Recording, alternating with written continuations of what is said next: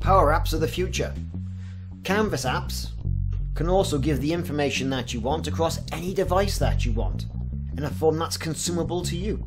But what if you're not a programmer? How hard is it to write a Power App? Or write something in Canvas? Well, let's find out.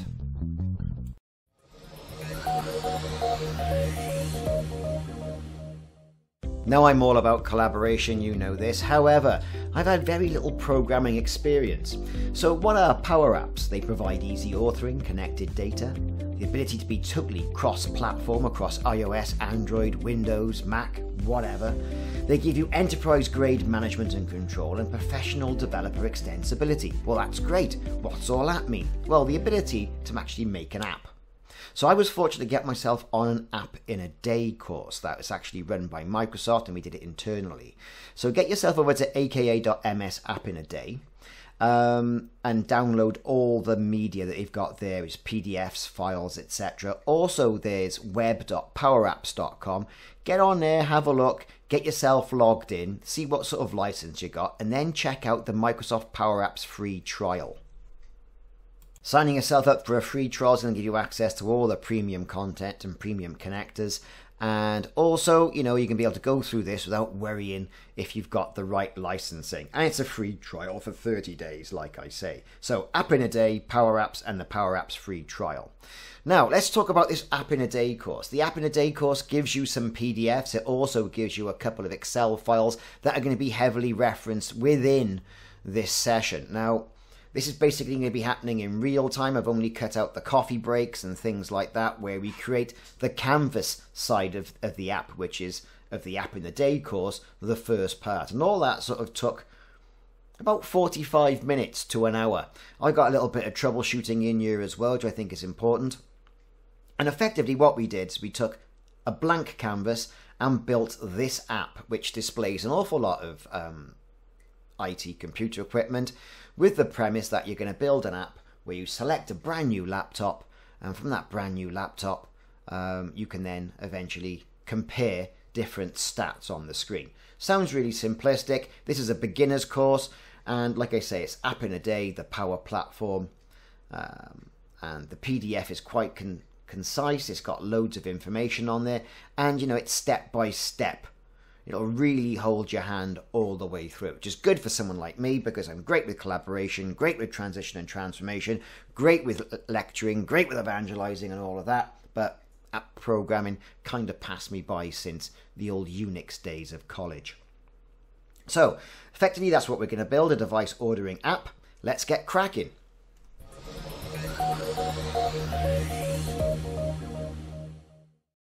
So here we are on the Power Apps menu page, the main menu page. We've got home selected over in the top left hand corner.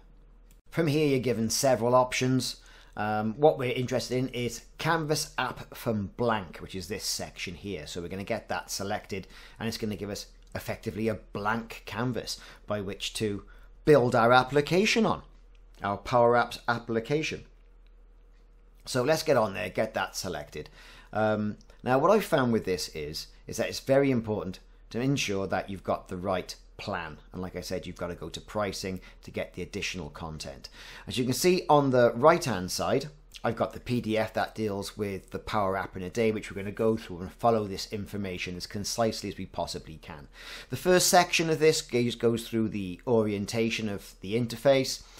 Basically gives you an idea of what you're going to do, which is a device ordering scenario. We're just going to do the Canvas app side of things on this in this session, and get it to the point where it's a functioning sort of like interface. And for that, obviously, we're going to be using Canvas. So we're going to get ourselves signed in. Great. We're going to make sure we've got the right plan.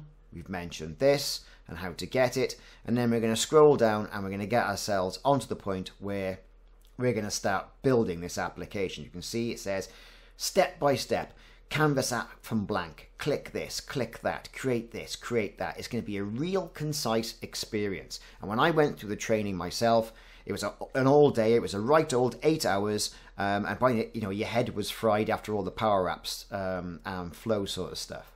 but I found it really intuitive. So here we are, Canvas app from blank. The application name, we're going to call it Device Ordering App, and I'm tending to cut and paste an awful lot of the syntax directly out of the PDF, just to make sure there's no syntax errors. It's going to go off, it's going to build that app. There you are, welcome to Powerapps Studio. You get the option to go through some help, create a gallery, create a form, but we got our little PDF for this, so we're not going to be too worried about that.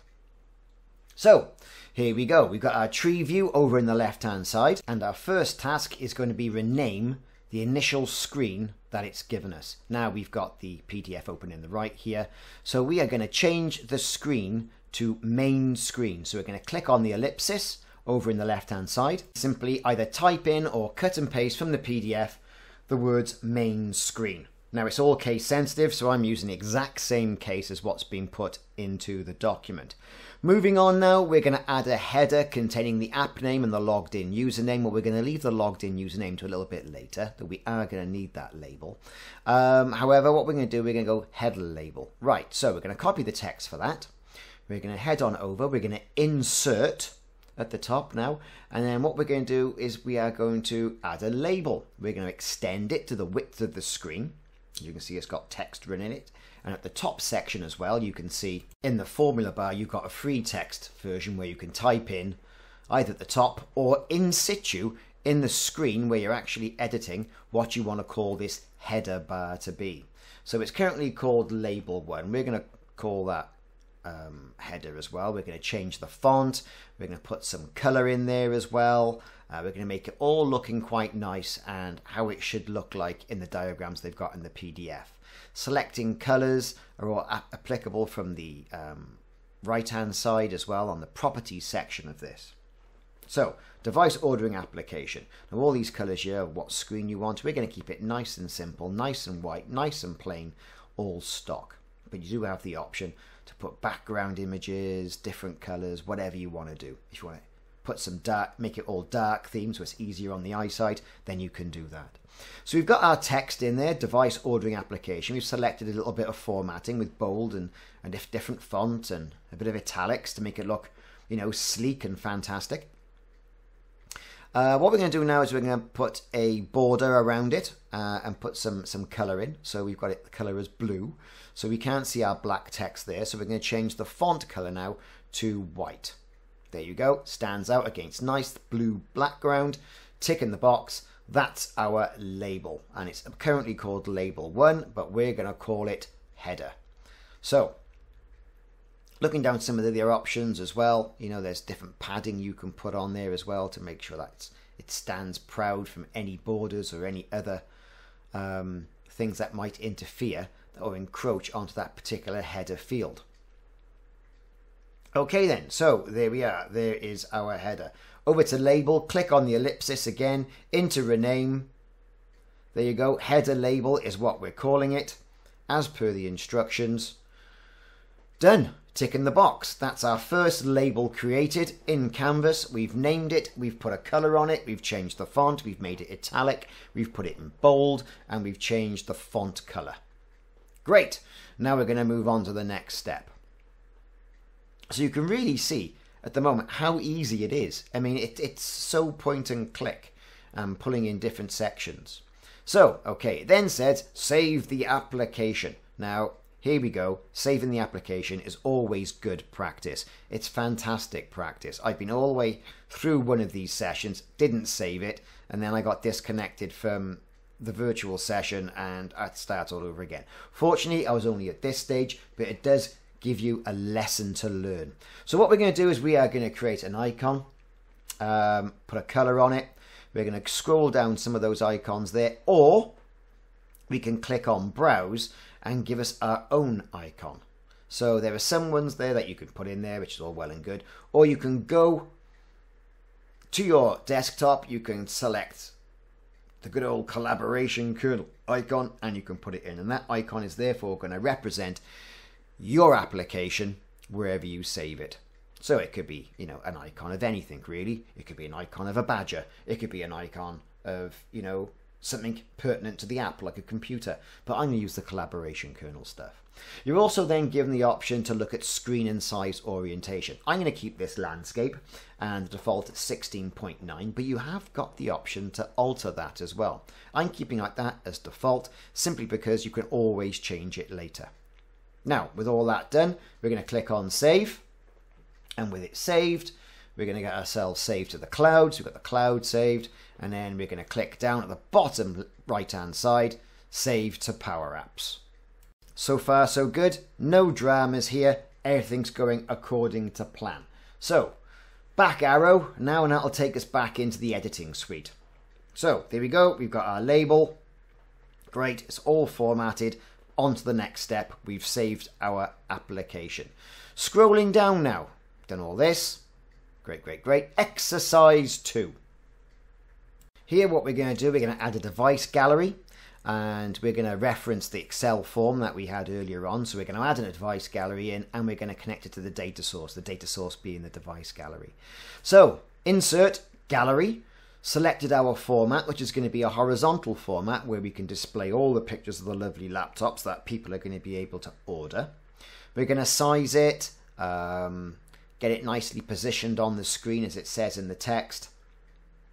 We're going to select the first image and not the entire screen, and we're going to size that, and by sizing the first image, like I say, not selecting the whole gallery, we're going to be able to size each of the other items that are in there. So now we're going to hop on over, we're going to get in, we're going to go to our data source in the Powerapps in a Day section that we downloaded.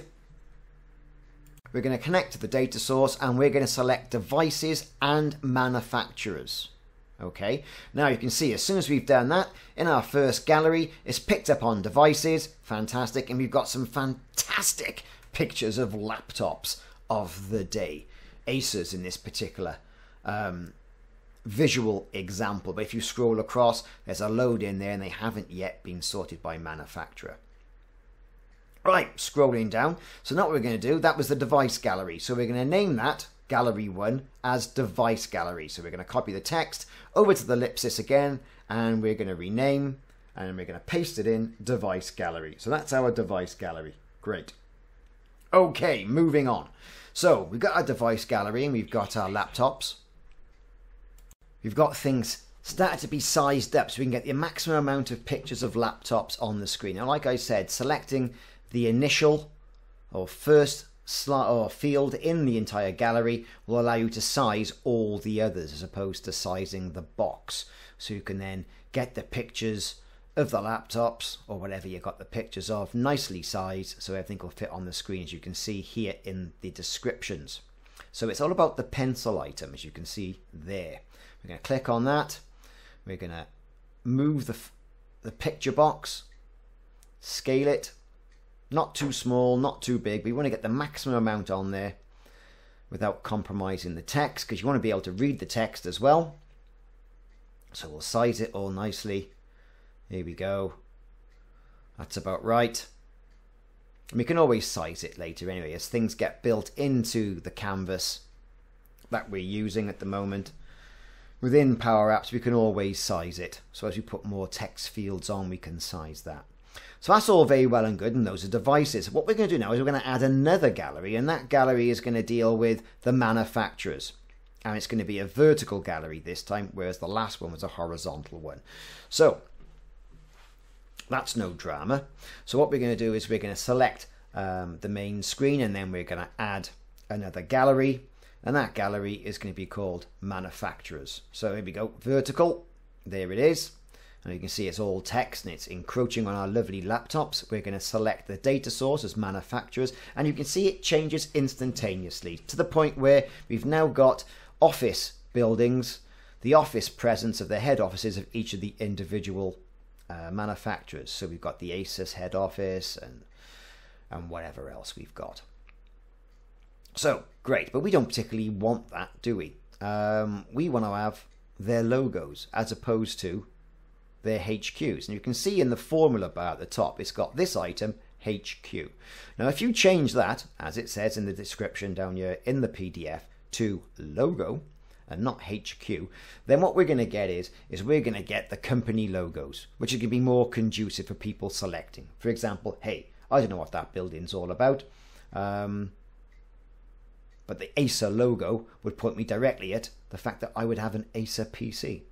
So that's what we're going to do. So let's first off rename the gallery, Gallery 2, onto rename, change it to Manufacturer Gallery. Oh, that's been done. Great. Over to Properties, look at the layout. Yeah, great, that's fine. Looks at all the different sections. Of course, you can scroll down as well with the scroll bar. What's it saying now? Right, okay, so we want to have a gallery with 2 columns. So select the gallery, 2 columns is what we want. Now, we're not going to have that amount of space on there. So by selecting that gallery, we're going to go over to the layout section, click, we're going to scroll down, we're going to find the 2-layer column, there it is, pictures, select that. Then we're going to go to the wrap count settings. Now by default it's set as 2, we're going to set it as 1. Which is going to mean we're going to have just 1 picture in a column, a nice big picture. And of course we all know how to size that now, don't we? So we're going to select the first field, we're going to shrink it all the way down to a point where we think, yeah, okay, that's great. That's going to fit what we need. Now again, like I said, we can size all the galleries to fit. And we can position them to make sure they fit in our now design. Starting to take shape, this user interface. Okay, right. So we've kind of sized it. So the next thing we're going to do now is once we've started messing about with all the sizing and the positioning of this manufacturer's gallery, is we're going to change it from the HQ onto the actual manufacturer's logo, like we mentioned. So we're going to select it. Oh, that's fantastic. We're going to scroll down. We're going to find where it says the cell, and we're going to change the cell so it reads the logo and not the HQ. As you can see, it goes into the formatting quite extensively, and there's no real need for this, to be perfectly honest with you. I mean, but they are quite concise, or very concise descriptions. Right, okay, let's drag it down. Let's get on with it. Logos.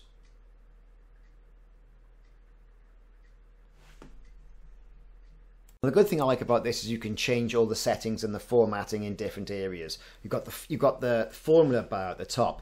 You've got the tree view in the left-hand side, or you can directly manipulate things in the canvas view. So it gives you that idea of, well, you can do it any way you want. You've got that freedom to create. So let's save the app. Bang, done. Thank you very much. Moving on. Right, next step. We've connected the manufacturer's gallery to the manufacturer's table. That's great, we've done that. As mentioned, we've renamed it to manufacturer's gallery. Brilliant, tick in the box, we've done that.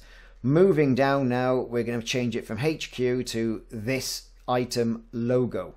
As you can see, section 4 right there. So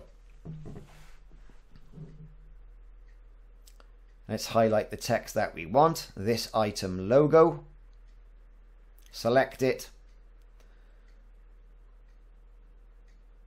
and then change the image to that text field, which will give us the logos and not the buildings. This item logo. And lo and behold, we've got even more formatting to do now, because those logos are too big for the small pictures of the individual HQs. So that's not a problem. What we can do, we can also change it on the right hand side, instead of it being to fill, to fit, and that would fit it and scale it down to that area. But I think that's probably a nice way of doing it. We can quite easily see the fact that Acer, Asus, Dell, HP and other manufacturers, if we click on preview, which is either the preview button at the top or hold the Alt key, are nicely displayed. Right, great. So we've done that then. So what we've done so far, we've added 2 galleries, we've done a label, we've added a data source, and we've got laptops. We've connected a data source from the Excel sheet that we've downloaded from the Powerapps, and that has then given us the manufacturer's original HQs, and then we've changed it to the logos by changing this item field from HQ to logo. Right, next, what you want to do is that when we select one of these manufacturers, we're going to have a little blue box or a coloured box pass over it to show that it's selected. So if we select Acer, then it'll be a blue box. So this is done in task 5. Highlight the selected item in the gallery. We've got quite a long bit of text there. So into manufacturer's gallery, onto template fill from the drop down box, and then we're going to paste in that text. If this item is selected, color fill with a particular color. You see, you've got that nice pale blue / grey color to show that it's been selected. So all the stuff that you generally see on these user interfaces, this is how you do it. It isn't that difficult. So moving down now, filter the devices based on selected manufacturer. Effectively what this means in this section is we're going to click on HP or Asus, and it'll just display all the laptops that are associated with that. And that's going to be the filter devices, manufacturer ID equals manufacturer gallery, selected manufacturer section. So again, onto device gallery, select that of it, or we haven't cut off the first part of that text line. Items. We're going to change that from all items to filter devices, manufacturer ID equals manufacturer gallery dot selected items. Done. Thank you very much. So effectively what happens then, if we click the preview button in the top right hand side, click on Asus, we get Asus. Click on Dell, we get the old Dell stuff. Hey dude, it's a Dell. Or HP, and we get the HP laptops, or Acer, and there's a long list of other manufacturers as well on the scroll bar. But you can see it's working. So I'm quite satisfied and happy with that now, that we've got the basis of the user interface. That's very irritating, and I'm going to get rid of that. Okay, great. So out to preview mode now, and I'm going to save it once again. Okay, so we're 22 minutes in, and thanks for sticking with us. So task 7, configure labels in the device gallery. So this is basically what this means is where you can see it's got Acer Aspire all in one. Well, we want to change these to different titles of the laptop. Pretty easy. It's going to be an awful lot of cutting and pasting involved here, and we should be pretty used to dealing with labels. It's just going to be a case of making sure you've selected the device gallery, look at the initial field and altering that. Now, if you're still with me and you're enjoying this journey so far of creating a Power App, hit that like and subscribe button. Because these days on YouTube, a like and a subscribe goes an awful long way. And also check out that ring notification bell. Ring that bell and that'll let you know when I'm putting more videos of collaboration tools and Power Apps in the Collaboration Kernel channel on YouTube. So back to it then. As you can see, we're entering in the free text now of what we want underneath each of the individual laptop pictures. Now we're 23 minutes in. We've got the basics of a user interface. So we want to change that particular label to the title of the one machine, right? And this item device type, it's going to be an all-in-one laptop. Very important information to know. Also the title of the machine. What is the machine you're actually ordering? Again, pertinent information that you want to know when ordering a laptop.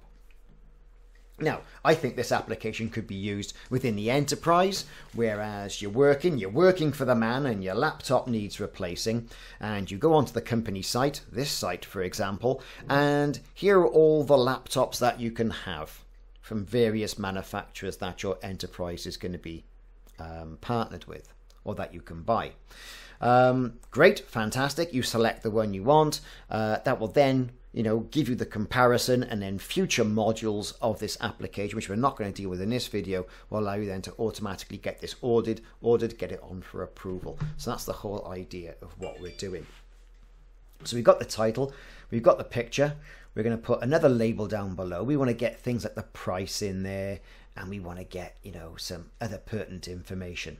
So this item we're going to put in price, and that's going to take the price field out of the connected data source, which is the Excel spreadsheet that we mentioned well earlier on, and that is going to give us the price. Now, 1,899.99. What? Gronders? Dollars? Czechoslovakian groats? Whatever it's going to be. We don't know yet. So there is a section here where you can edit the text, where it will put in the price in dollars.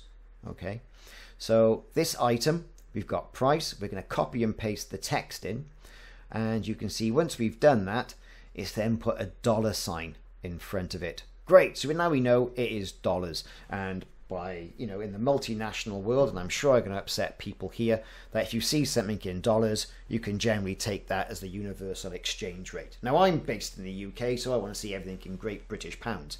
But for the purpose of this application, just to illustrate that you can put different currencies in before that, we're going to use dollars. And what I've done, I've gone in and I've edited that one particular text line to move the dollar slightly away from the figure with just one space. So with that done now, what we want to do is put a conditional format in there, whereas anything over $1,000 is going to be marked in red. Now this could be the fact that, well, unless you're a designer or a developer, why would you need something costing nearly $2,000? Are you going to do any gaming on it? What? If it's in the work environment, unlikely. But if you're a graphic designer, you might want a high-powered rig, and you need to have that visually represented to you. So we're going to go over there now. We're going to select that particular label. We're going to put color, and then we're going to say if price is greater than 1,000, put it in red. Okay, done. Thank you very much. No dramas there. And you can see everything that is displayed at the moment, and of course we are getting everything here. We haven't put any conditional checkboxes in. Anything over $1,000 is now red. Anything that is under $1,000 is in the default color of gray. All right then, so now we're being prompted to save yet again, and we're going to get in there and save. And now what we're going to do is we're going to put a little bit of checkbox logic in. What do I mean by this? This is going to be a comparison site to start off with, really. So what we want to be able to do is allow the user to select which laptops or devices they're interested in by clicking on a checkbox.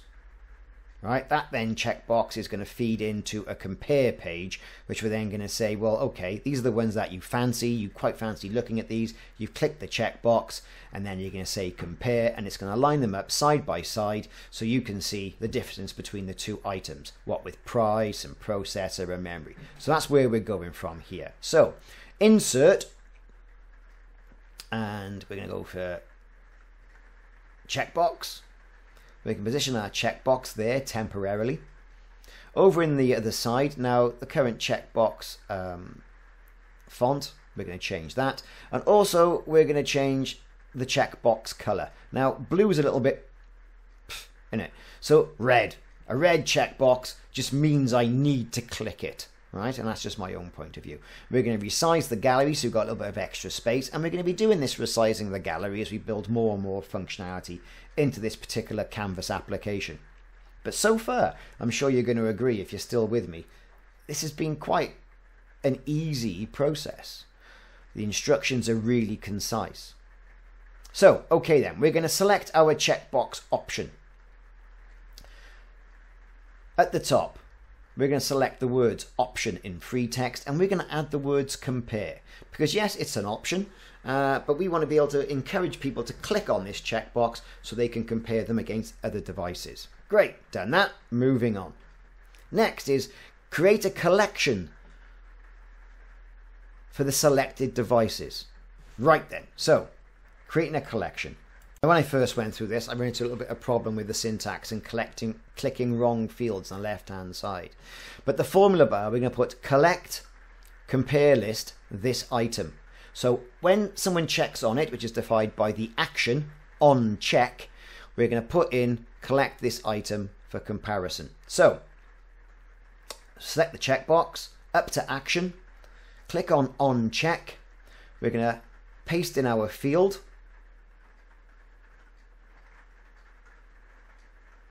There we go, Control V, collect, brackets, compare list, this item. Brilliant. Moving on. Now, that's when it's checked, but when it's not checked, or it's unselected, we want to remove that item from the compare list. So remove compare list, this item. Let's copy that text.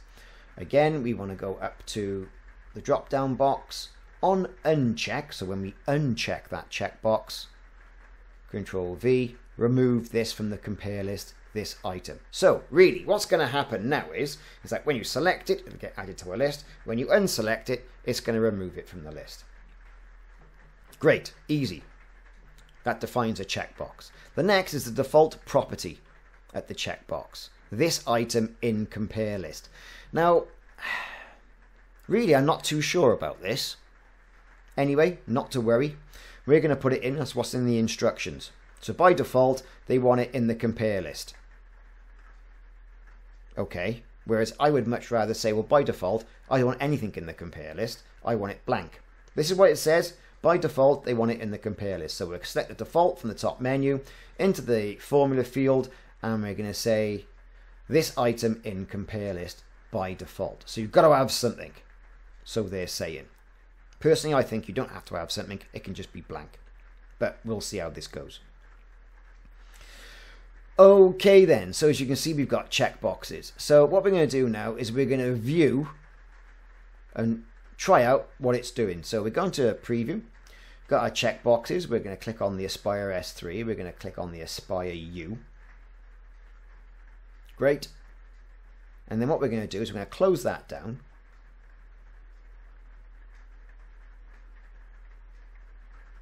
All this currently works. Brilliant.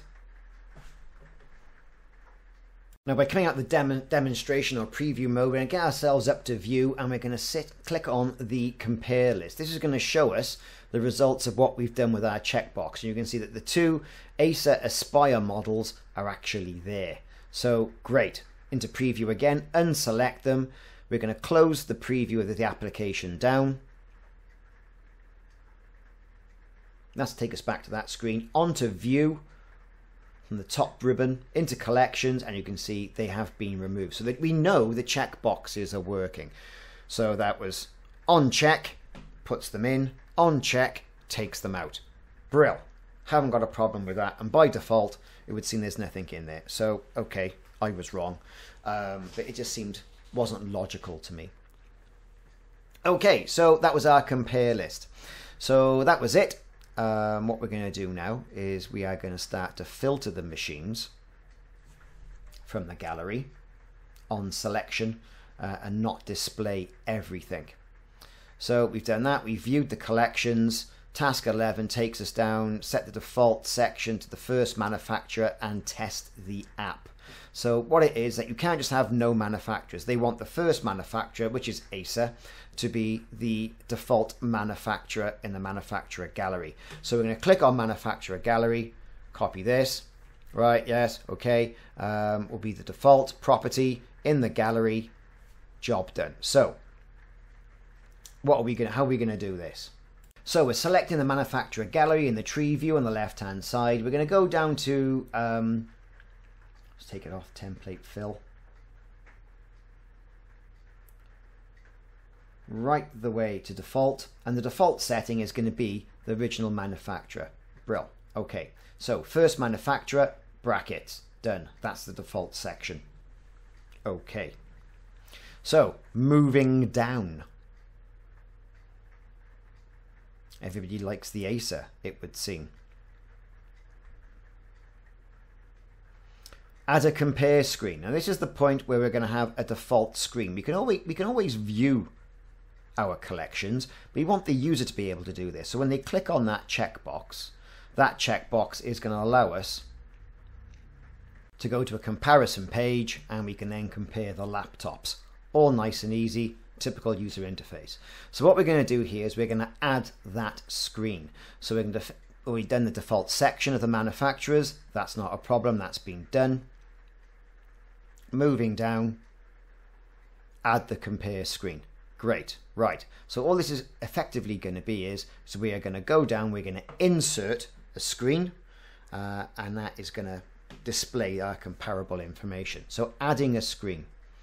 So there you go. We are going to the home section, right? Okay, we're going to insert a blank screen. Now you've got different templates you could possibly add as well. Blank's going to do us for this demonstration. We're going to call it compare screen. On the ellipsis again, we're used to doing this now. We've done it a couple of times. We're going to rename it to compare screen. Something nice, something meaningful. We can remember it. And then we're going to start to populate this as well. So we're also going to put some buttons in.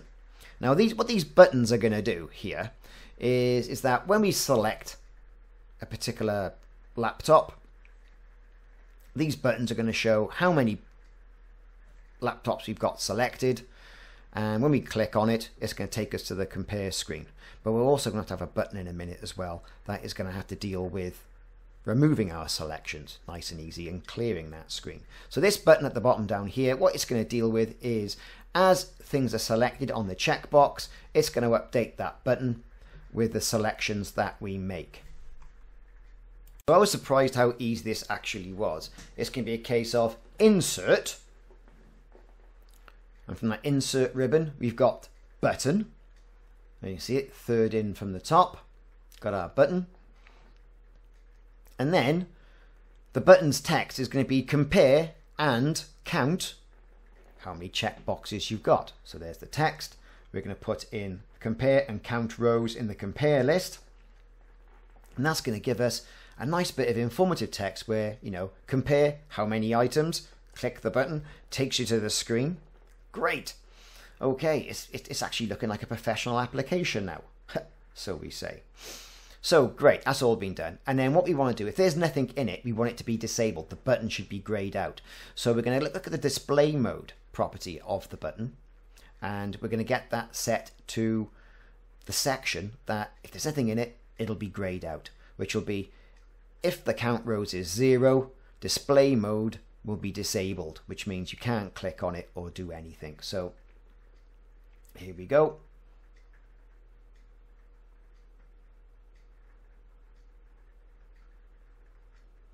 There's our display mode section. In goes our text. If the count rows is 0, display mode will be disabled. Right, and you can see nothing's selected, and straight away it's been grayed out with 0 items. So we're going to have to test that as well in a minute. So we're going to copy this button though with all these properties set. I run into a little bit of problems here as well because for some reason I got mixed up with some of the buttons and I had to go back and take a look at that. That's why things took a little bit longer when doing this video. So we've copied that button and then we're going to do a paste. As you can see, all the text still remains the same. I'm going to line it all up nice on our user interface. And the second button, right, is going to be a clear selection button. And so it'll clear all the checkboxes, and then what it's going to do is it's going to clear the compare list. So as you can see, select the compare button, yeah, copy C, paste it, done that. Okay, and then if you click it, so like the on click,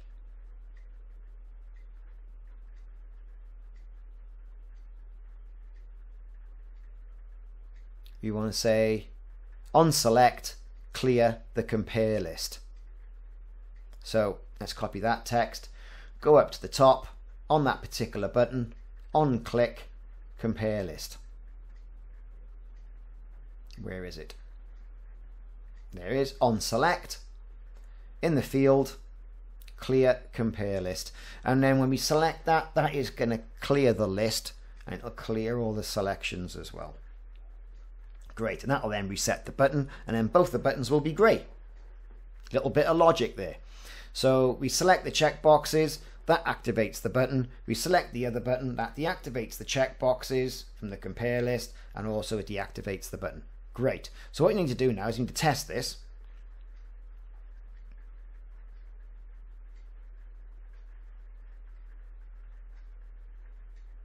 And by testing it, effectively all we're going to have to do is make sure that our logic works. And that's, when doing these apps, I suppose it's keeping abreast of what's actually happening. You know? That's the difficult thing.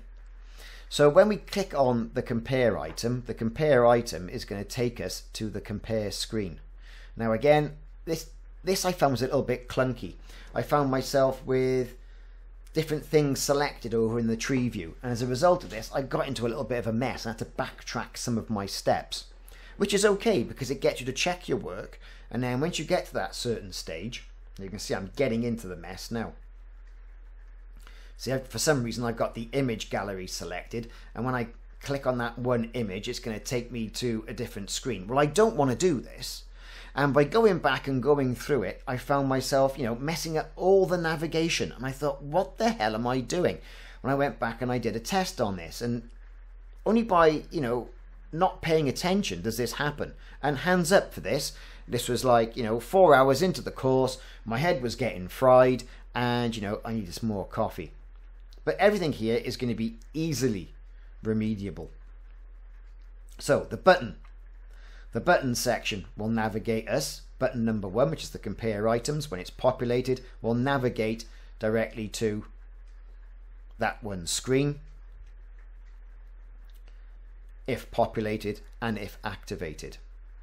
Now, this is hands in the air. This is warts and all. This is how I did it. You know, you see some demonstrations and everything goes smoothly, and you go and do it yourself and you think, well, hang on a minute, he did it without any problems. But did it work properly? This actually works, and this is how I did it. And this is how I went through and I troubleshooted it. So again, the image, I'm setting it, making sure the image, that one there, its default setting is going to be the first manufacturer.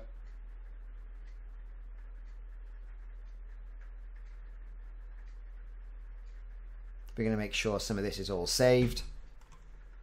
It was at this stage, and again, hands up, I thought, right, well, I've got it saved as is. Let's save it as device ordering app 2, so that whatever I change here now, I've got the original. If I really cock it up, then that means, you know, I'm going to go back and I can remediate it. So again, good practice. So let's see what happens. We've got the comparisons. Compare items, so that button needs to be changed, no problem, I can do that. And when we click on it, it takes us to a page. Right, so button number 1 is the compare items, which we're going to need to do to get it cleared. Button number 2 needs some work as well. So button number 1,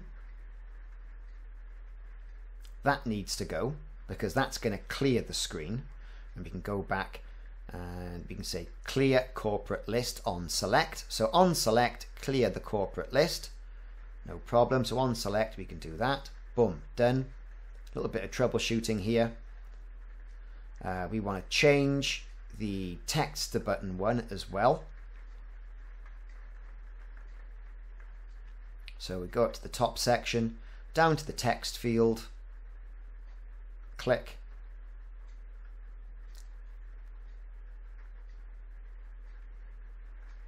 In inverted commas, clear selection. That's changed the text. Right, that button I'm confident is going to work now. Okay, let's preview it. There's our selections, cleared it, both buttons deactivate, and the checkbox is clear. Click on that button.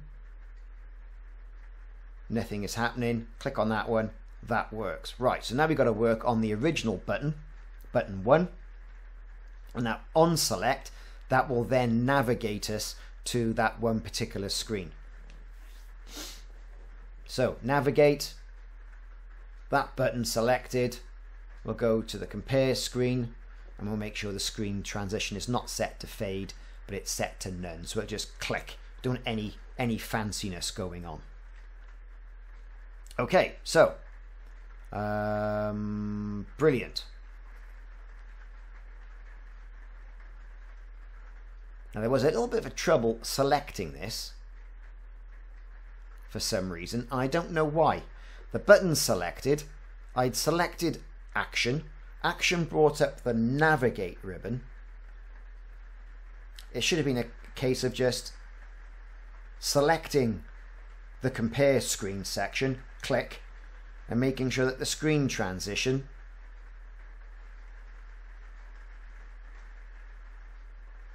was working. We currently got on select, navigate to the compare screen, fade.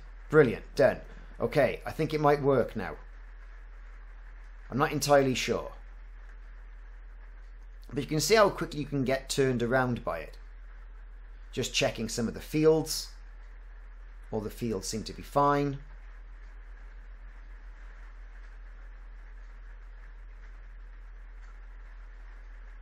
Okay. So as you can see, typically this course, without all this messing about,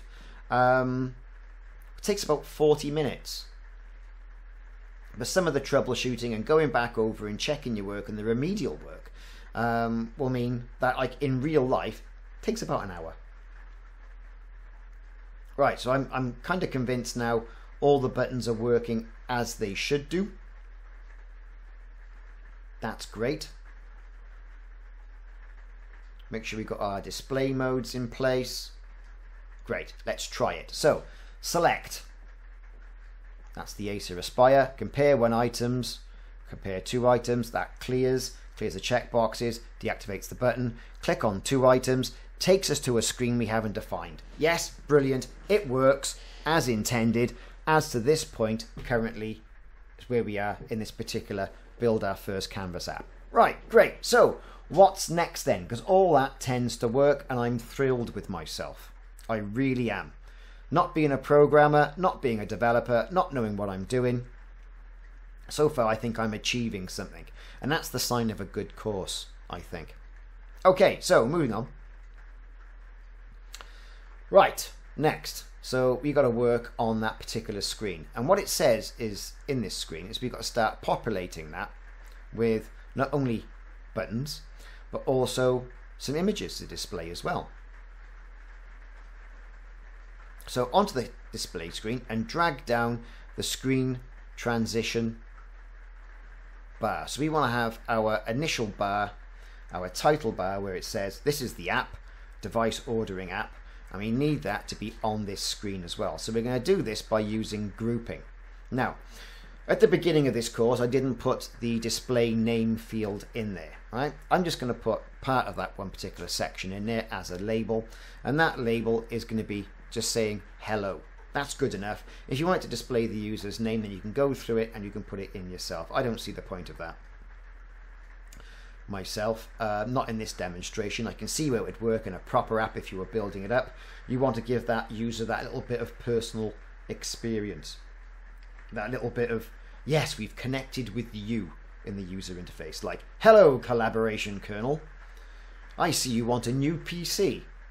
And this is how you're going to get it, because you're going to select it in this manner. No problem. I haven't got a problem with that. So what we're going to do is we're going to scroll all the way back up there, and then we're going to create the user label, which is just going to say hello. We're going to group that together with the header label, and then we're going to get that copied and all sorted out, and that is then going to be transitioned to the next screen. So I've selected the main screen. I've selected new label. I've called it user label.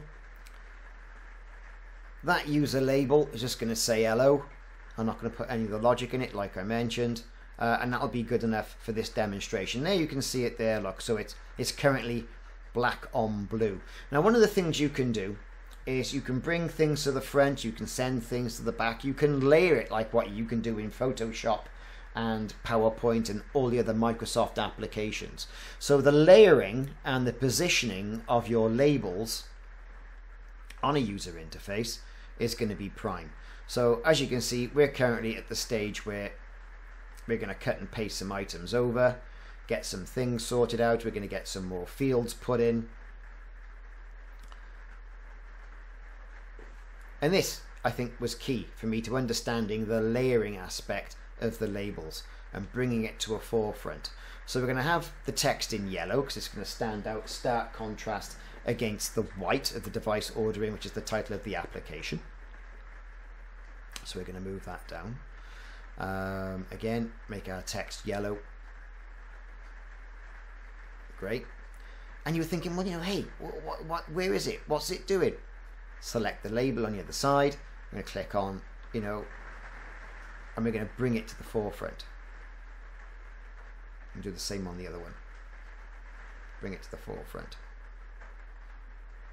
Great. Okay, fantastic. A little bit of positioning to do on this one particular heading now, and we're going to make sure everything sort of like moves up in a uniform manner. So it looks like when you flick from one page to the other, everything's going to be, you know, it looks like it would flow better. So a little bit of positioning. Align it to the top of the page. Of course, we've got to do that as well. Align that to the top of the page. Hello. And of course, you can see there'd be enough space to put the username in there. Do the same on the front. So we get as much of the user interface used as we possibly can.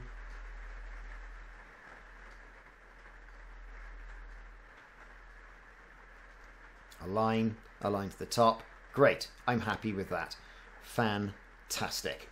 So down to where we were. We're going to effectively group it all. We've got it on the second page. Our compare page now has a title of the application and that user field put on it as well. And they're grouped. Great. Now, moving on. What do we do next? We've got our compare page. We've got our title. Okay, so what we want to do is we want to put a gallery in there as well, which basically means is what we've selected on the first page, the selections will be displayed pictorially in a gallery on the compare page. So this compare page can effectively be copied from the main screen down and displayed and then altered, because we're going to rename it as well, on the compare screen.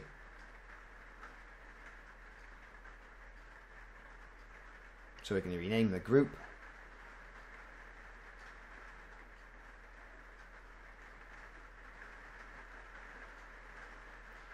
Get our headers named. Great. Okay. Got our title.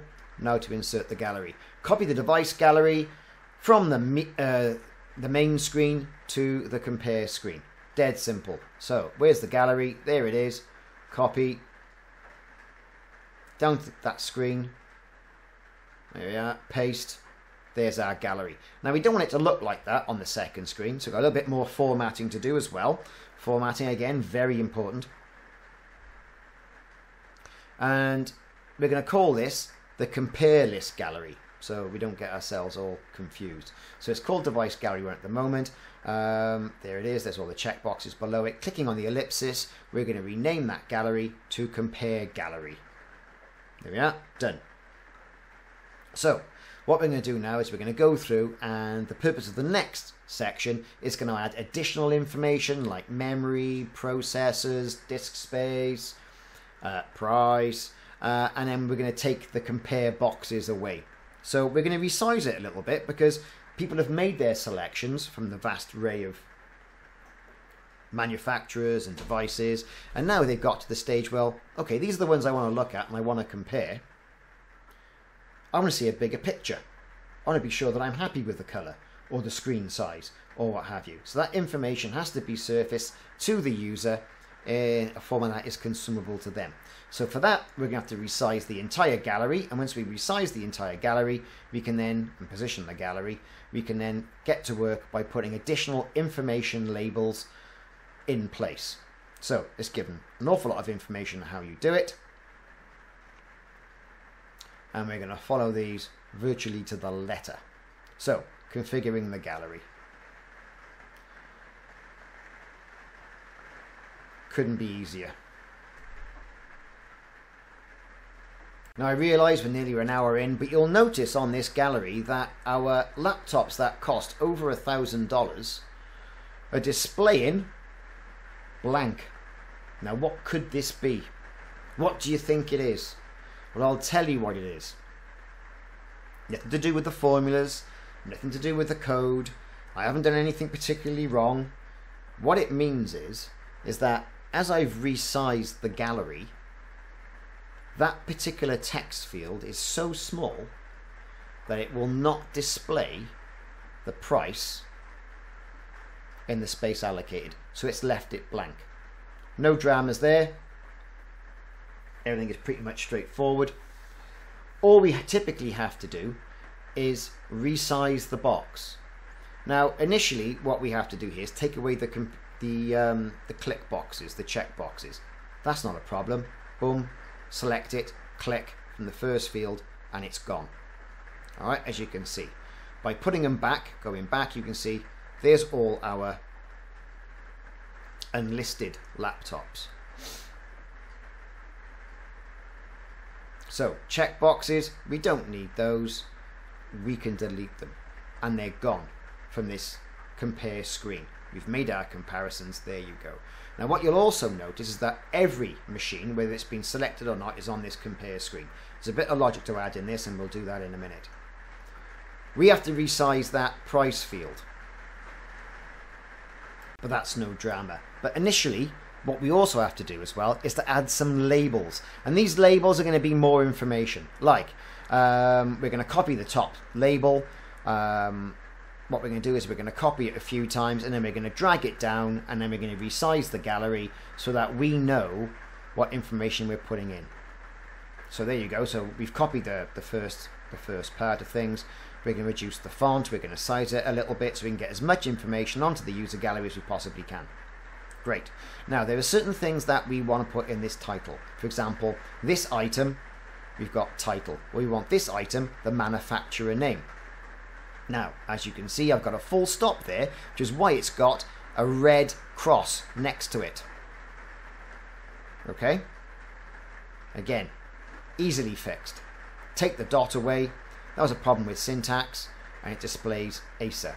Now we're going to copy that formatted label a few times at the top, and we're going to start dragging them down and spacing it out, and we're going to start populating that with information pertinent to that particular laptop. So how are we going to do this? This item, instead of manufacturer, we can add in items, for example, like memory, or processor, or storage, or function, for example. Is it a multi-function laptop? How much memory has it got? What processor does it have? All this information is what you're going to need when you're selecting a laptop. Now, some of these fields are going to need formatting to get all the information in. You can see it's getting very cluttered around the processor label. So we're going to move things out. We're going to stretch things out a bit. We're going to make sure the information's there. We're going to make sure the information's readable.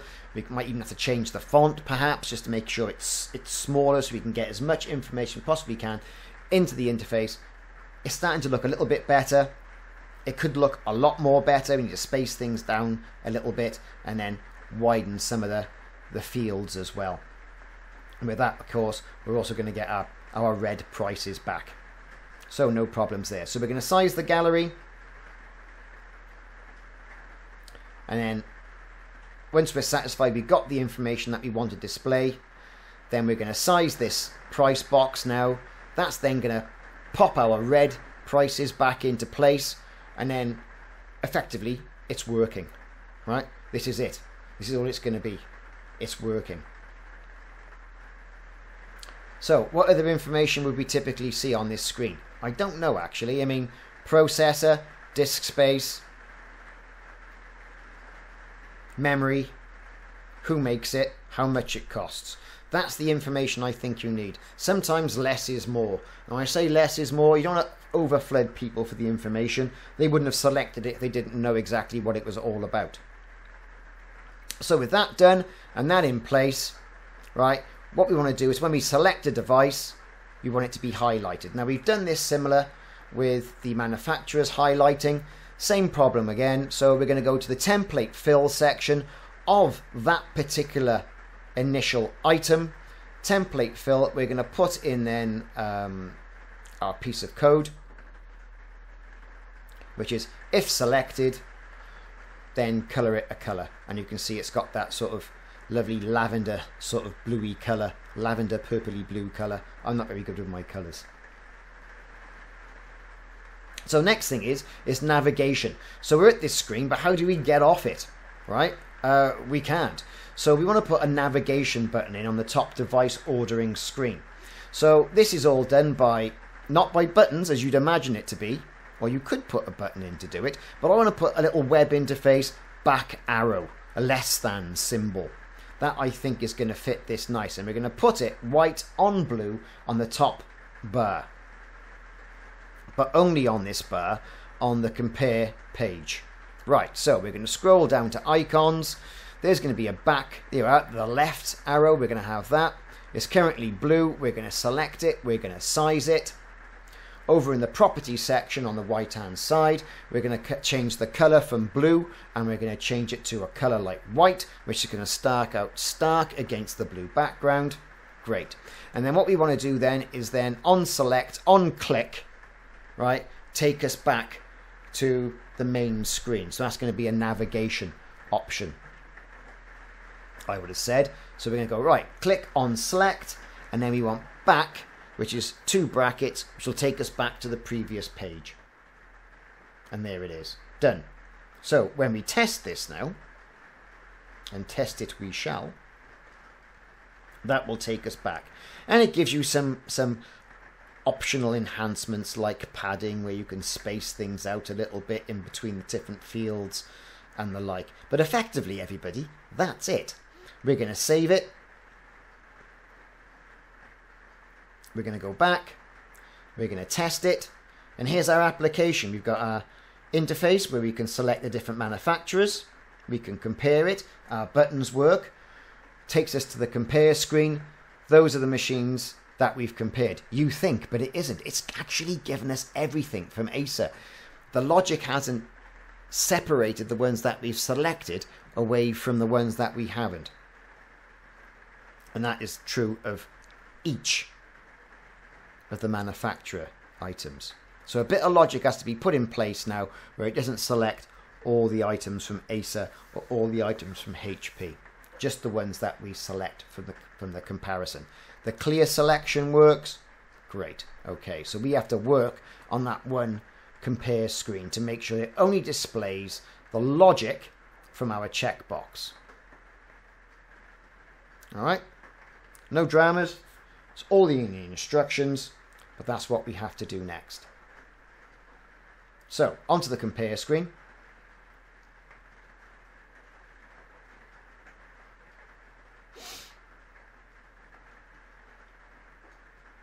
Everything looks okay. We just size the processor part as well. It's getting a bit crunched up. Don't particularly like that. As a result of this, I've got to go in, change the processor. We'll probably change the font on it as well. I'm not too happy with it. It needs to be smaller. We've got to get the information. So the information is working properly. Right, okay then. So as I mentioned when I first started doing this app, the interface and the sizing of the galleries are going to be changed constantly all the way through this as we start to surface more information via Canvas to the individual user. Now, as we can see, we've got a problem there with the Intel processor and sizing that processor field. Everything again needs to be moved down. The gallery's got to be resized. We can change the font and the letter spacing as well on the properties section on the right hand side.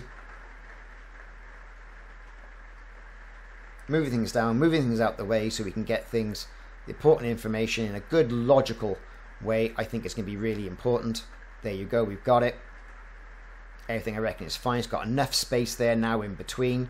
Now this brings into play what we call padding. Now padding around a field or label gives a gap. As you can see, everything's very much so over to the left hand side here. By selecting padding and putting a place in for padding as well, we can put a gap of, say, well, any particular numeric value you want away from the side. So if I put a padding value in, say, of 5, then it will move it 5 characters or 5 pixels or 5 spaces away from that one particular area. Okay, so As you can see, we're putting our padding in now. I'm going to just click off it. You can see it's moved slightly away from the edge of the screen. Again, we're going to put some more padding in here for the memory. Just makes things look a little bit more tidier in a uniformed manner. There you go, it's in the memory's moved just that little section away from the left hand side, and all the information is there. I'm happy with it. We're going to save this. Great. So now what we did, we've got to go back and make sure that our selections that are selected are the ones that are displayed at the moment. Now one of the remaining parts is to make sure that the page you're going to do all the comparison on only displays the actual individual items that you've selected from the main screen. As a result of this, I have to go in and change the compare page just to display the output from the comparison list. Now I'm going to test it out. Here we go. Select Acer. That works. Buttons work. I'm happy with this. Click on compare. Great, brilliant, all that clears, I'm happy. Asus. We can select it, update, and I only get the machines that I've selected. So in all, fantastic.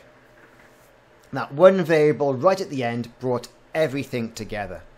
So I hope you've been following through this with me. It's been a bit all over the place, but that's how it is when you go on these courses.